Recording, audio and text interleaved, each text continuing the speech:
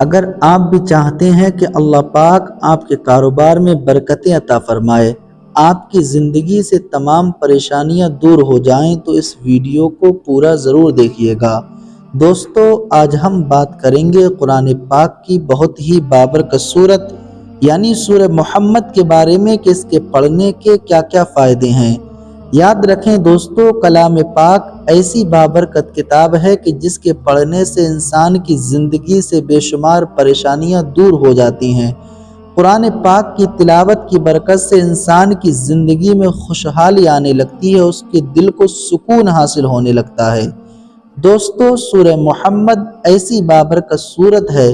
اگر کوئی شخص اس بابرکت سورت کو پڑھنے کی عادت بنا لیتا ہے تو اللہ پاک اس سورت کی برکت سے اس شخص کے کاروبار میں برکت عطا فرماتا ہے۔ اللہ پاک اس شخص کی تمام جائز دعاؤں کو قبول فرما لیتا ہے، اس کے گھر میں برکتیں ہونے لگتی ہیں، کاروبار کی بندشیں ختم ہو جاتی ہیں۔ تو آئیے دوستو، اسی بابرکت سورت یعنی سورہ محمد کو سن لیتے ہیں، اور رمضان المبارک کے اس بابرکت مہینے میں اس بابرکت سورت کو پڑھنے اور سننے کا زیادہ ثواب ہوگا، اور اللہ پاک ہمیں اس کا بہترین اجر عطا فرمائے گا۔ آئیے تو اس بابرکت سورت کو سن لیتے ہیں۔ اعوذ باللہ من الشیطان الرجیم، بسم اللہ الرحمن الرحیم۔ الذین کفروا وصدوا عن سبیل اللہ اضل اعمالهم، والذین آمنوا وعملوا الصالحات وآمنوا بما نزل على محمد وهو الحق من ربهم كفر عنهم سيئاتهم وأصلح بالهم، ذلك بأن الذين كفروا اتبعوا الباطل وأن الذين آمنوا اتبعوا الحق من ربهم، كذلك يضرب الله للناس أمثالهم، فإذا لقيتم الذين كفروا فضرب الرقاب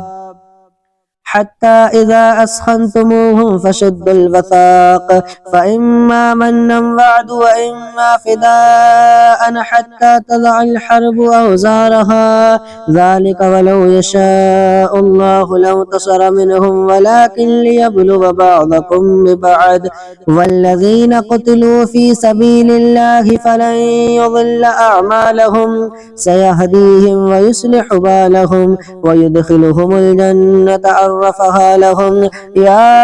أيها الذين آمنوا إن تنصروا الله ينصركم ويثبت أقدامكم،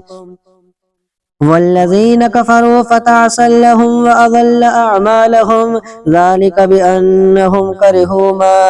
أنزل الله فأحبط أعمالهم، أفلم يسيروا في الأرض فينظروا كيف كان عاقبة الذين من قبلهم، دمر الله عليهم وللكافرين أمثالها، ذلك بأن الله مولى الذين آمنوا وأن الكافرين لا مولى لهم، إن الله يدخل الذين آمنوا وعملوا الصالحات جنات تجري من تحتها الأنهار، والذين كفروا يتمتعون ويأكلون كما تأكل الأنعام والنار مثوى لهم، وكأي من قرية هي أشد قوة من قريتك التي أخرجتك أهلكناهم فلا ناصر لهم، أفمن كان على بينة من ربه كمن زين له سوء عمله واتبعوا أهواءهم، مثل الجنة التي وعد المتقون فيها أنهار من ماء غير ياسن وأنهار من لبن لم يتغير طعمه وأنهار من خمر لذة للشاربين وأنهار من عسل مصفى، ولهم فيها من كل الثمرات ومغفرة من ربهم، كمن هو خالد في النار وسقوا ماء حميما فقطع أمعاءهم، ومنهم من يستمع إليك حتى إذا خرجوا من عندك قالوا للذين أوتوا العلم ماذا قال آنفا، أولئك الذين طبع الله على قلوبهم واتبعوا أهواءهم والذين اهتدوا زادهم هدى وآتاهم تقواهم فهل ينظرون إلا الساعة أن تأتيهم بغتة فقد جاء أشراطها فأنى لهم إذا جاءتهم ذكراهم فاعلم أنه لا إله إلا الله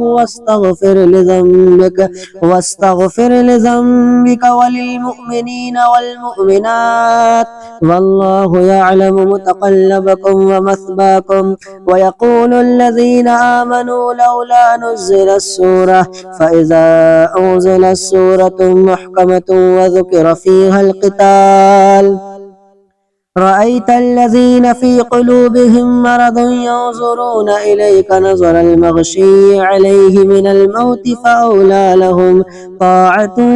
وقول معروف فإذا عزم الأمر فلو صدقوا الله لكان خيرا لهم فهل عسيتم إن توليتم أو تفسدوا في الأرض وتقطعوا أرحامكم أولئك الذين لعنهم الله فأصمهم وأعمى أبصارهم أفلا يتدبرون القرآن أم على قلوب أقفالها إن الذين ارتدوا على أدبارهم من بعد ما تبين لهم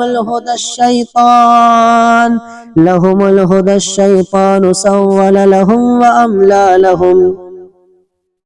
ذلك بأنهم قالوا للذين كرهوا ما نزل الله سنطيعكم في بعض الأمر والله يعلم إسرارهم فكيف إذا توفتهم الملائكة يضربون وجوههم وأدبارهم ذلك بأنهم اتبعوا ما أسخط الله وكرهوا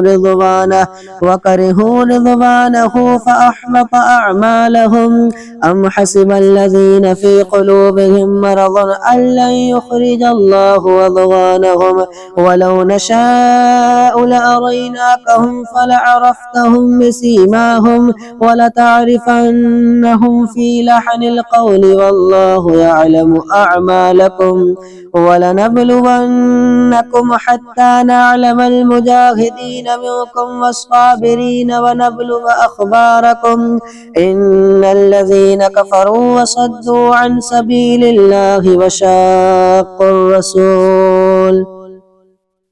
وشاقوا الرسول من بعد ما تبين لهم الهدى لن يضروا الله شيئا وسيحبط أعمالهم يا أيها الذين آمنوا أطيعوا الله وأطيعوا الرسول ولا تبطلوا أعمالكم إن الذين كفروا وصدوا عن سبيل الله ثم ماتوا وهم كفار فلن يغفر الله لهم فلا تهنوا وتدعوا إلى السلم وأنتم الأعلون والله معكم ولن يترككم أعمالكم إنما الحياة الدنيا لعب ولهو وإن تؤمنوا وتتقوا يؤتكم أجوركم ولا يسألكم أموالكم إن يسألكموها فيحفكم تبخلوا ويخرج أضغانكم ها أنتم هؤلاء تدعون لتنفقوا في سبيل الله فمنكم من يبخل ومن يبخل فإنما يبخل عن نفسه والله الغني وأنتم الفقراء وإن تتولوا يستبدل قوما غيركم ثم لا يكونوا أمثالكم